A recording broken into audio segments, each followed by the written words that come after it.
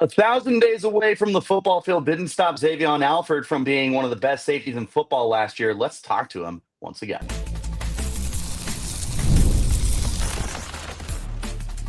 You are Locked On Sun Devils, your daily podcast on the Arizona State Sun Devils. Part of the Locked On Podcast Network, your team every day. Welcome back to the Locked On Sun Devils podcast, part of the Locked On Podcast Network, your team every day. I'm Richie Bradshaw, your guide, your friend, your expert for all things Sun Devils, from the gridiron to the hardwood and everything in between. Today's episode is brought to you by our friends over at Monarch Money. Take control of your finances with Monarch Money. Use the promo code LOCKEDONCollege at monarchmoney.com for 50% off your first year. I am joined by first team all Big 12 safety, the 1,000-yard landlord himself, Xavion Alford. We're gonna talk about that break away from the field. We're gonna talk about last season for himself, for the team. We're gonna talk about 2025 for himself and the team. All of that coming up on today's show. Before we get started, thanks to each and every single one of you for tuning into Locked On Sun Devils to make us your first listen of the day, and a shout out to my everydayers who are here every day. Let's just start with the elephant in the room. You were forced to sit out right about 1,000 days, which is insane. So let's just start there. What was that wait like to be able to get to the football field again? It was definitely a journey. It was one that I feel like I was meant to go on. Obviously big in faith, things of that nature. So I really feel like God, He took me down the path, that He wanted me to go down, and ultimately led me here to ASU. And just sitting here today, especially after last season, finishing all the games, being healthy, playing meaningful games last year is just a blessing. So it was definitely a trying time, but I feel like tough times don't last, tough people do. So here I am. What were some of the things that kept you going when you get to that point? Because me personally, I feel like if I'm kept away from the thing I love for 1,000 days, that would have really discouraged me. But clearly you were motivated to get back out there. What was it that kept you motivated to get to that? I'm gonna start first, with my mom. Just growing up, just seeing her, just get up and go to work every day. Like, she just worked every day as a kid. She never let me miss school. I always had perfect attendance, things of that nature. And I always wonder, like, man, why can't I miss a day of school here or there? But, I really feel like she was preparing me to just, get up every day and show up every day, no matter what. And, like I said, just seeing her, get up and work and grind all throughout my life is one of the major things. But, obviously, just the great people here at ASU, Coach Dillingham, Coach Ward, Coach BC, the whole staff, my teammates, everybody, the people here in Tempe, just the state of Arizona, just really kept me going, because, this is a great place to be. And, obviously, when I came here, the program we were in a different spot. So everybody kind of assembled together to come here to kind of try to prove people wrong, start something, build something, build the culture we wanted to build. So, I feel like really those things, those factors were really kept me going. And, I'm blessed that everybody, that was supporting me, stayed by my side and kept me going. Just the kind words, encouraging words, things of that nature. So. Going back to the first game of the year, Wyoming, the moment your cleats touched that field for the first time, what was going through your head? Man, it was really a surreal moment. Like, I really couldn't. I feel like the first game, I was kind of just like in a blur. Like, it was all just slow motion. Like, just being back under the lights again, and just having fun again as a kid. Like, especially playing in a wonderful place, playing at a wonderful place for a wonderful school. Like here, and then the way that we went out and played the game, obviously, but it was just it took me back to my childhood. Back when I was just having fun, playing the game in the backyard, back home in Houston, Texas, things of that nature. So it was definitely a surreal moment, and I'm glad I was able to experience that. Did you get to harness the moment at all and just really soak it in, or was it right back to business? Did you take one snap to kind of enjoy it all? Like, how quickly was it from a surreal moment to dialed right back in for you? Yep. So it's crazy because if you go back and look at the first game and you go check the stat sheet, you would see I had no stats the whole game, and it's because obviously because of the great defensive players that I play with on the other 10 guys that I play with, on the field. They were just flying to the ball, me being so deep, but I was just like, man, I was just glad, to be in the game. But after that game, I was mad. I sat down in the locker room and I was really upset because after your first game back 1,000 days, of course you want to make a crazy play or something like that where it's like, man. But I felt like that was a sign from God telling me, like, even though you're back in it, it's still a grind and you still have the process is still important. We're big on just doing our jobs, just making a play that comes to us and the plays that we're supposed to make. So that game, obviously for us to win 48-7, I didn't have to make a lot of plays. Shout out to the other 10 guys on defense. But after that, I kind of locked in. I was like, all right, let's, now that we're back in it, let's really take the next step. After that, after week one, we start seeing the stats coming for you, and we start seeing what ends up being an all-conference season. 85 total tackles, 2 interceptions, and it felt like you were laying guys out every opportunity that you got. How amazing was that for you when you get back on the field, obviously, and we've talked about that, but for you to turn it into such a magnificent season and one of the best seasons that a Sun Devils defensive back has seen in such a long time. But what did that mean to you to put on such a performance? It meant a lot. It meant a lot to just obviously me myself with all the work I put in during those 1,000 days. Like you said, anybody that takes 1,000 days off of what they love, it's definitely some self-talk in there, some doubt, a little bit of everything, a little bit of every type of emotion, and just me staying true to myself, just working in the dark, whenever the opportunity came, when the lights were on, I felt like I was ready. And, credit, I'm very blessed. I had a healthy season last year and I was able to make first team and things of that nature. But I honestly felt like I really didn't have a year that I up to my standard. Like I said, just being away from the game 1,000 days, obviously I felt like this first season I was kind of just getting my feet wet, getting my confidence back, things of that nature, putting myself in, different game situations, things like that. And then, coming back this offseason, working during the spring, during the winter, fall, and then, going on the camp now, I really feel like, I'm a way different player, way more mature player. I've been through a lot of things of that nature, but, now it's time for me to really show, everybody what I'm really capable of.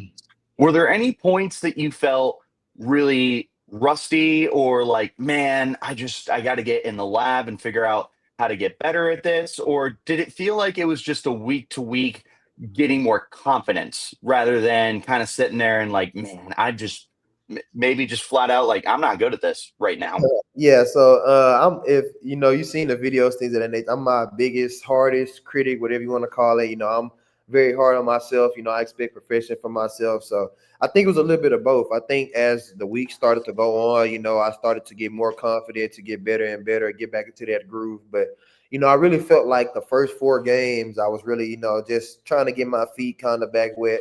And I think after the Texas Tech game, the first conference game, we lost obviously, and we played our worst game. And I felt like it was some plays that I left out there as well. Even though I made a lot, I was like, man, like that was kind of the breaking point for me, where I was like, okay, like we kind of getting that groove back now. Now let's, from this point on, let's be the best we could be each and every day, each and every week, each and every play. That's what we preach here.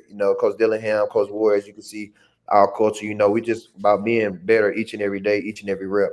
So, like I said, I think it's a little bit of both. I started to progress, as the year continued on.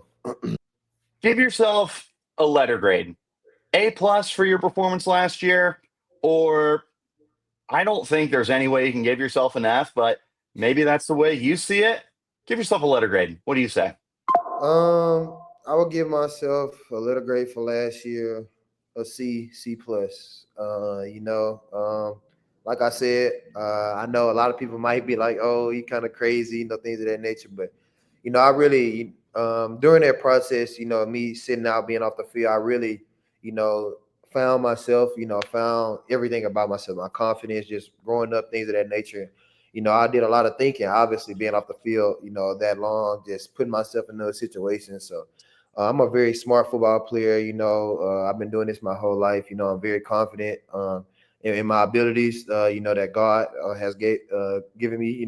And I really feel like that. This year will be the year that I kind of put it all together. For me, just like I said, just after going everything I've been through in college and things of that nature, I always feel like, you say the best for last. So, we've been putting in work a long time, a long time. It's been a long time coming. And, I'm excited for it. Excited definitely to go in with this team, my brothers that I did it with last year, us all coming back, having those conversations about, what we, wanted to do, things of that nature. And then actually coming back, going through the grind. And then, here we are, so. I'll tell you what, that's pretty exciting. If an all Big 12 first team is a C plus for you, I think we're going to have some special stuff coming our way. Let's go ahead and talk about the 2024 season that's coming up next. This is the Locked On Sun Devils podcast, part of the Locked On Podcast Network, your team every day. Today's episode is brought to you by Monarch Money. Do you ever wish that managing your money felt easier? With Monarch Money, it can.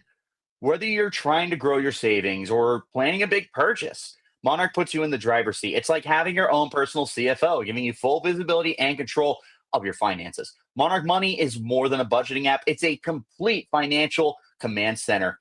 Track all your accounts, all your investment spending, all in one place. So in addition to managing your money, you're also building your wealth. Is there some kind of specific category you're looking at? Maybe takeout? I know that I need some help with that one. Subscriptions, they add up more than you were expecting. You have everything in one app. Easier to manage your money on a day-to-day basis. If you're looking to share your finances, Monarch can help you stay on the same page. There's so many things that they help you out with. So take control of your finances with Monarch Money. Use code LOCKEDONCollege at monarchmoney.com for 50% off your first year. That's monarchmoney.com, code LOCKEDONCollege for half off your first. Thank you all so much for tuning into the Locked On Sun Devils podcast to make us your first listen of the day. Shout out to my everydayers who are here every day. First team all Big 12 safety, Xavion Alford. The 2024 season, crazy for you. Crazy for the Sun Devils. The expectations were low. Now, I know that we can talk till we're blue in the face that we were picked 16th and everything like that. So we won't talk about that because I'm sure you've been asked about it a million times. But I do want to ask you, when did everything really start to come together that you guys looked at the team and you're like, we got something special here? Like, we can make a big time run to end the year. When did that really set in for you guys? You had big goals coming into the year, but then it starts to happen. I would say it's really three moments. I would say first the Texas State game, where we're kind of on the road, we're kind of down, and it's like, man, we just had to fight, to get out that game, on the sideline, like throughout all our games where we were down, tight games, there was never no doubt at all that we weren't going to win. So, just seeing that within the coaches and my teammates, everything, just us seeing that within each other, we give each other another sense of confidence and, another sense of like grit or want to go harder for each other. And then, like I said, other than that moment, I would say the two losses, the one to Texas Tech, we probably played our worst game of the entire season as far as like just mental error stuff that we usually do right, just didn't click for us. And then Cincinnati as well, just on the road, just fighting, trying to pull it off, never giving up, just coming up short, almost running out of time, really. And we were like, man, just those three moments I feel like were really big for us. And those weren't really moments of success, except for the Texas State win. But there were moments where it was trying times for us and we were able to overcome, those times. So I felt like, and it's crazy because adversity is kind of what pulled us together as a team with, me sitting out for a couple of days and everybody else, coming from different programs, transfers, maybe having to sit out due through injury or going somewhere that it really didn't click with them or align with them. I feel like, adversity is something that we all share. And, we all came here together to work on, and to show how we respond to different adversities, things of that nature. It was a magical season. I just don't think there's any other way to put it. You've mentioned Texas Tech being the worst game a handful of times. What was the best game that the team just everything came together for you guys? I would say the Big 12 championship. I would say, obviously after playing, all those games all year long, having tight games, being up, people coming, fighting back in the game, us holding them off, things of that nature. I think Arizona, we really emphasized that, we really wanted to finish games and things of that nature. It kind of twist the knife, obviously we did it there, but the Big 12 championship, if you go back and look at the first drive or whatever, the first two drives and things of that nature, they started to have a little bit of success, things of that nature. And, once we settled down, we were able to, from that point on, we were able to just, keep moving forward and, end up almost putting 50 points on them and, shutting almost, holding them to what we did, So I feel like the Big 12 championship is really the game where, just it all came together on all sides of the ball, offense, defense, special teams. What was it like to not just win the Big 12 championship, but to put the beat down that you did? I mean, going into that game, I was confident as a fan. But when that game ended, I sat there and I was like, I don't know if anyone can hang with this team. Yeah. How'd you guys feel?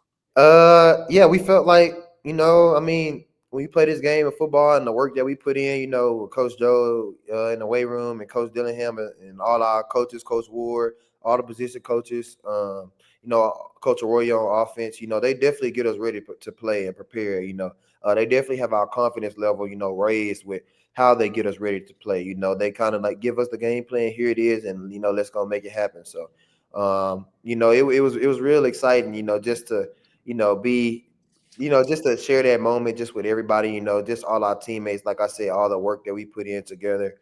And then, obviously to bring, something meaningful here back to, back to the state of Arizona and, to Tempe, just for all the Sun Devil fans. So What was that like coming to the stadium and just seeing everybody out there so excited?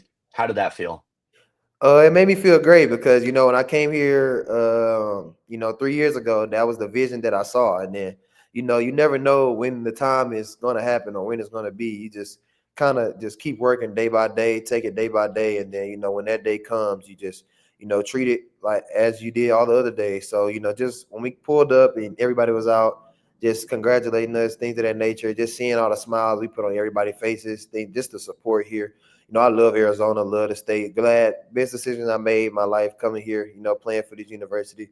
And, like I said, it was just a blessing just to see us put all the smiles on everybody's faces.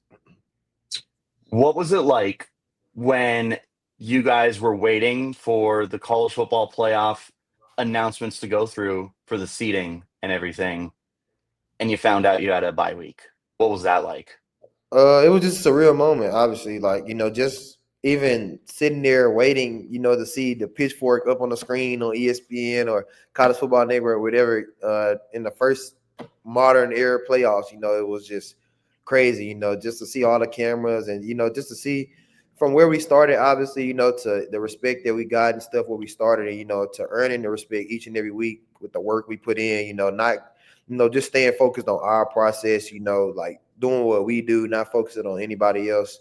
Just really focusing on us and then getting there to that moment, it made us, go back to our process, just like this year, we kind of like, last year was last year, 2024 was 2024. So we did what we did then in attacking the process. So let's see what happens if we do it again, but we turn it up a notch, and things of that nature. Let's see if we really invested to the small things that maybe gave us a little trouble last year or maybe made things more challenging for us. And, let's really focus in on that and then, see what happens. So You find out you're playing Texas. For you personally, what did that mean? Because that's where your college football journey started. was the University of Texas. What did that mean to you to find out you were going to take on your former team?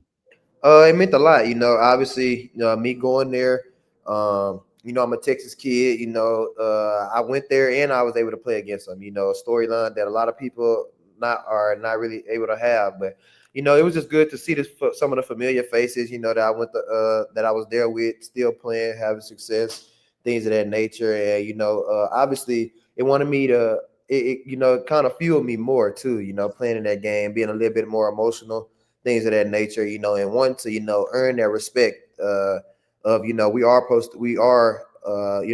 belong here. We're supposed to be on the field, on this field where we are. And, it doesn't matter who's on the other side, they're going to we're going to give them our best game, no matter if we win, lose, or draw, we're going to go out swinging. So, it was for me, it was more of obviously, we came up short, things of that nature. It was a lot of plays left out there, that I feel like I could have made, things of that nature. But, put my best foot forward. And, for me, like I said, it was more of a respect thing. Speaking of respect, I'm sure you guys were having a lot of stuff thrown at you that you had to block out, because I can tell you the ASU media, I was not a popular person myself in Austin, Texas for a little while, because I said that ASU was going to have a great challenge with Texas, a great opportunity to prove themselves. And I was told the same things over and over again. And I'm sure you guys heard the same things over and over again. Texas is the big boys. Texas is the SEC team. ASUs just can't hang. They're not big enough. They're not fast enough. They're not strong enough. They're not talented enough. Then you go out there and you take those sons of guns to double overtime. Now, we can talk about one play away. We can talk about a few missed plays, but the bottom line, you guys proved a lot on that field. And a lot of people left that game and they said, wow, maybe we didn't know much. So two-part question. One, how difficult was it to block out the noise? Because I'm sure it was deafening for you guys. And two, when you left the field, how good did you feel about the way that you guys performed as a team, even in a loss? The first question to answer you, I would say, man, it was just crazy. Like I said, just for me being a Texas kid, playing in that game, things of that nature. And, it was a great game. But, blocking out the noise was kind of really our motto kind of the year, really, like the hidden motto. If you look, it was multiple times you can go back last season and see people not giving us respect, writing us off. We were picked last in the conference, things of that nature. So the noise wasn't really a factor to us. We really were fueled by it, as you can see. We would see it, kind of laugh at it, because we know the work that we put in each and every day. Only people are there in the building are us. We the ones that go to practice, the ones that do the hard workouts, the sprints, the late night films, the long days, the grind, camp tea, things of that nature. We're the ones that do that. So the noise was never really a factor for us. But after leaving that field, like just with some of the leaders and stuff on the team, like me making decisions to come back and things of that nature, that was, really, I would say one of the major factors, because, we felt like we left a lot out there. I felt like I left a lot out there. And, we came up short. We was like, man, like we went to double overtime, things of that nature, right there. So we're like, man, you know what, let's like I said, let's really invest into each other, and things of that nature. And, let's come back and, come back with a vengeance. Yep, I could sit here and talk to you about that Texas game for hours and hours and hours, but we're on to the next chapter. That's what we're going to talk about next is 2025. This is the Locked On Sun Devils podcast, part of the Locked On Podcast Network, your team every day. Today's episode is brought to you by Game Time. We've all been there, logging on early, waiting forever for concert tickets to go on sale, only to lose your spot for a show you've been dying to see. Live music should be about making memories, not dealing with stress for ticket shopping. That's where Game Time comes in. With Game Time, getting concert tickets is faster and easier than ever before. Prices will drop the closer it gets to showtime.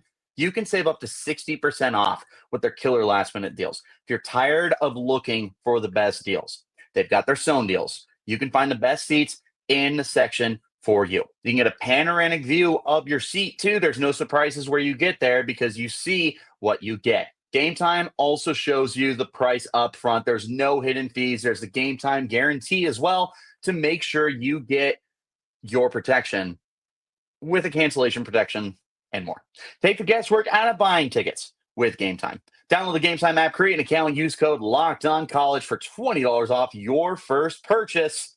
Terms apply. Again, create an account, redeem code LOCKEDONCOLLEGE, locked on college for $20 off. Download the Game Time app today. Last minute tickets, lowest price. Thanks again, as always, for tuning in to Locked On Sun Devils to make us your first listen of the day. Shout out to the everydayers who are here every day. Talking with Xavion Alford, one of the best defensive backs that the Sun Devils have had in a long time. 1,000 days in the making. 2024 magical. 2025. Is it fair to say that it's unfinished business for you guys? I mean, you can say that, but like we said, we feel like we don't want to say unfinished because we feel like that's kind of building off of last year. We really want a clean plate, clean slate, things of that nature. Obviously it's a different team. We have most of our players back, but still a different team, different year. So, we kind of want to, write a new identity, kind of for this year, really. And folk, keep this year. Last year was last year. You can't sell off of, you can't sell off of yesterday's win. So, we're gonna just keep moving forward and just go attack training camp. How quickly did you guys move on from 2024 and turn the page to get ready for 2025? Did you get to soak it in for a couple of days, a few weeks, a month, or was it pretty much, nope, we're on to the next one? Well, with our head coach, really, it's really wasn't too long. Was it too long? It's crazy because our first meeting back, he brought in like a Big 12 cake and stuff like that, and was like, "Oh, congrats," things of that nature. And then he literally smashed the cake, like he literally smashed it everywhere. Like, it's kind of over. But it was really just. I feel like it was a cool moment, things of that nature, because it was funny, things of that nature. But it was really the moment where, like, man, like really, it's really a new year that fast. And the new season is approaching and things of that nature. So, like I said, you can't sail off of yesterday's win. Just because we won the conference last year doesn't mean, we're going to win it this year. We still came up short, obviously going to the next level, college football playoffs. So it's definitely some things we left out there. And, we're just focused on this year. We've been grinding for these past, 6-7 months, to get here to training camp. First practice is on Wednesday. And, it's going to be another journey from there. You excited for practice? Yeah, definitely excited. To get back out there. Spring ball obviously is like playing in January. Then you go to spring ball. Super quick turnaround, and you kind of trying to get better. But always when fall camps comes, when the countdown comes, we're probably about 30-something days away, almost a month away now. So every day, all the work that you put in before that, but now, every day really matters. So. What was that wait like? Going from April-ish, March to April, over the summer, and now it's finally here on Wednesday. What was that wait? Agonizing? Was it nice to have a little bit of time to get some clarity? Was it just can't wait? What was that like for you, for the team, for everyone? I think we were really kind of anxious just to get back out there and really just continue to keep, doing what we do and prove people wrong.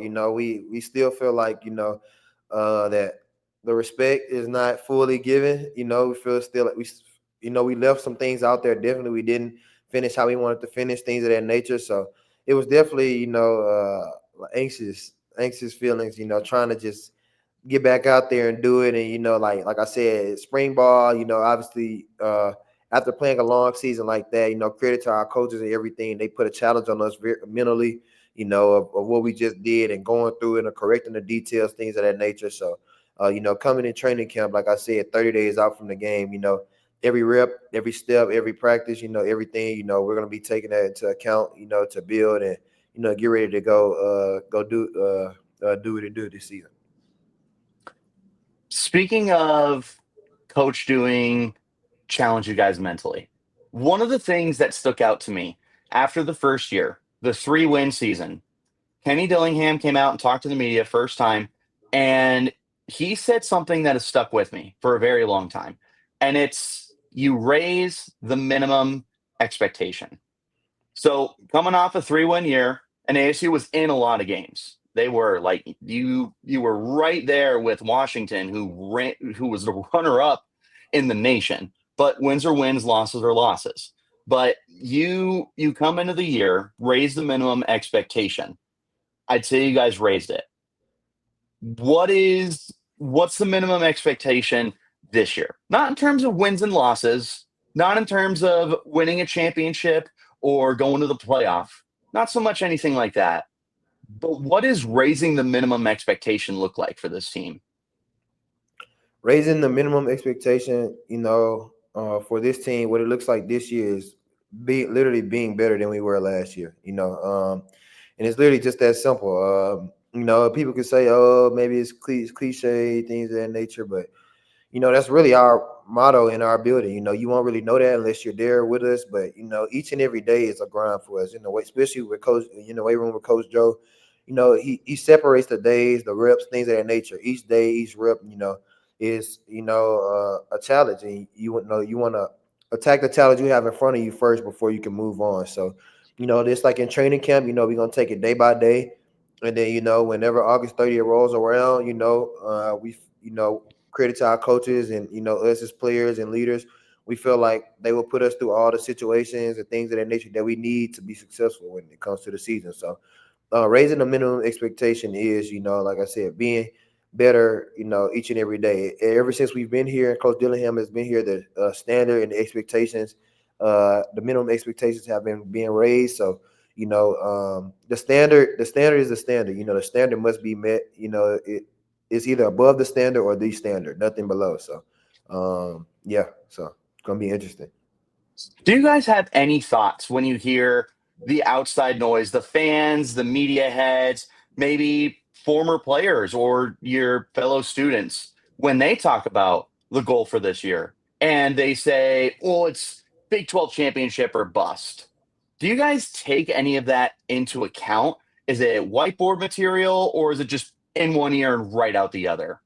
Obviously football is America's sport. College football is very, it's everybody's in it. College football is I feel like it's a little bit more exciting in NFL just because of the school and the pride, things of that nature. So, I mean, if you ever been in really in the process, it's very hard to win in college football. It's extremely hard. I've been to 2 other universities, big decorated universities as well. And, I came to Arizona State and won a championship. Took me to my 3rd school, to win, so winning is very hard.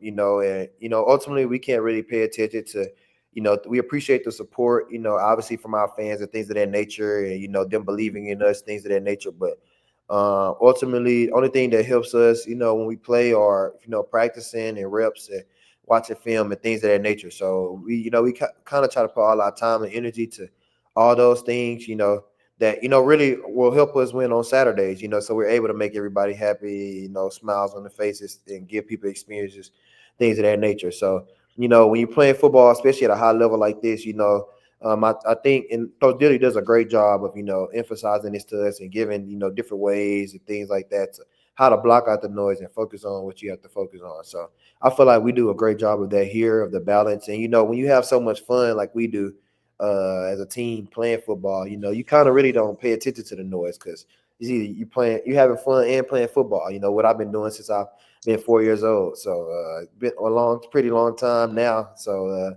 we just kind of focus on that, and then go on our journey. And I think that's one of the things that Kenny Dillingham preaches so much is have the most fun working harder than anyone else in the country. Clearly, that's a message that sticks because pretty much the entire roster's back. I mean, you do lose some key pieces. Shamari's gone. Cam's gone. Jeff's gone. Caleb's gone. Leaf is gone. There were big losses for sure. Yeah. But a massive core of this team is back, including you, including Sam, including Jordan, including Keyshawn, CJ. I could name the whole team. I could name all the backups, everything like that. clearly the message sticks with you guys. One of the things that I have talked to previously with former ASU linebacker Brandon McGee, we had talked prior to the U of A game because he hates U of A probably more than anyone else that I've ever talked to in my entire life. And I like to think that I hate them. But when I had asked him what he thought about the culture, the thing that he emphasized, he said the coaches start it and they hand it to the players. And that's what Coach Dillingham has said, is he has handed over the culture to you guys. And everyone is staying and everyone is bought in. What's that like? For guys that's been here, with Coach Dilly and, just seeing where it was when he got here and him first getting a job, just the first conversations we were having, things of that nature. Up until now, it shows you that the work that you're putting in, even though it's slow, small steps, that, we are making progress, for everybody, obviously with the portal, how crazy it is, things of that nature, us having a successful season. Obviously, many of players probably had opportunities to go places and things of that nature. But the reason why we stayed is because of the brotherhood. We are really all care for each other. We all love each other. We were all doubted together. We all went from the bottom, to winning the conference together. And it's like, well, we're going to stay together. We put in the work with each other, so we're going to be here with each other. We rather finish this thing out, with the same people that we started it with. So I feel like it's no better explanation than that, especially, it's kind of one family thing here. I feel like, it's just like going on vacation every year with your family. You kind of look forward to it. So I feel like, this season, after last season and stuff like that, us assembling last January, going through the grind, going through the season, coming back, doing the same thing, I feel like we are kind of looking forward to it with each other, to see like where everybody improves and the progress that we made together as a team and things of that nature. Just seeing guys grow, younger guys get older, things of that nature. Like it's just crazy. So I really commend, Coach Dillingham and all the coaches, all of our leaders, just for building this type of culture where people are able to be comfortable, have fun, and get developed to play football, at one of the best universities, play at one of the highest levels, and be able to go pursue your dreams at the next level. It's special what you guys have brought together. And as a senior-laden team, you're going to be passing the keys on to the young guys next year. And it's a very exciting time for Sun Devil fans to see how far this team can go. I don't know that I have seen this valley be activated, them rallying behind the team the way that they have. I hope that it's as exciting for you guys as it has been for us. As we wrap up here, is there any specific goal you have for yourself that you can share? Anything that certain number or a certain award or anything like that? Or is that just right above your locker on a sticky note and you keep it to yourself? It's kind of been some, I kind of threw it out there a little, but, as we get closer to training camp and the grind and things of that nature, like I said, I just want to be better than I was last year. I gave myself a C+ grade, forget all the accolades, forget all of that. I'm just, want to be better at doing my job this year for my team, to help my team get as many wins as possible. So, and I want to obviously play up to my standard and above my standard, just show everybody, especially after sitting out 1,000 days, coming back, having a season, having another off season to come back and work, kind of just look at what I did, things of that nature, and then, have, one of the best seasons of my life so far. So. Very exciting stuff, my friend. And the rent was due. You paid the rent last year, I would say. The 1,000-yard landlord looked pretty good. As we wrap up, is there anything you would like to promote for yourself? Is there any shout outs you want to give out there? What do you think? No, I would just say, shout out to obviously my family, everything for supporting me along my journey. Obviously God, God first, everything, big on faith. He definitely, I'm glad he's led me down this path, on my journey. Shout out to my team, Coach Dillingham, Coach Ward, the staff, things of that nature, just for sticking by me, things of that nature. And, it's gonna be exciting to go into another year with my brothers. Able to play football. And make everybody happy here in the Valley and activate the Valley. As we feel like it's activated, but we feel like it's just really starting. We got a lot up our sleeves. So, training camp starting on Wednesday, and we'll see you guys August 30th. It's going to be a good time. Xavion Alford, I appreciate it as always. Thank you guys so much for tuning in to the Locked On Sun Devils podcast, part of the Locked On Podcast Network, your team every day. We will catch you guys next time. Until then, you keep it locked right here on Locked On Sun Devils.